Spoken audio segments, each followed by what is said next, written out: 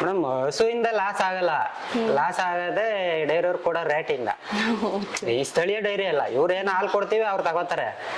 ಆದ್ರೆ ಈ ಸರ್ಕಾರ ಏನ್ ಫಿಕ್ಸ್ ಮಾಡಿದೆ 30 ರೂಪಾಯಿ KMF ಫಿಕ್ಸ್ ಮಾಡಿರೋದು 30 ರೂಪಾಯಿ ರೇಟು. 1 kg ಫೀಡು 30 ರೂಪಾಯಿ, ಜೋಳನು 30 ರೂಪಾಯಿ, ಹಾಲ್ಗೂ 30 ರೂಪಾಯಿ. 1 ಲೀಟರ್ ವಾಟರ್ ಬಾಟ್ಲೆ ಇವತ್ತು ಒಂದ್ ಒಳ್ಳೆ 5 ಸ್ಟಾರ್ ಹೋಟ್ಲಲ್ಲಿ ತಗೋತೀನಿ ಅಂದ್ರೆ 50 ರೂಪಾಯಿ ಬಿಲ್ ಮಾಡ್ತಾರೆ. ಬಿಲ್ ನೋಡಿ ಲಾಸ್ಟ್ ಅಲ್ಲಿ ಬಾಟ್ಲಿಗೂ ಹಾಕಿರ್ತಾರೆ, ಒಂದ್ 50 ರೂಪಾಯಿ ಇರುತ್ತೆ.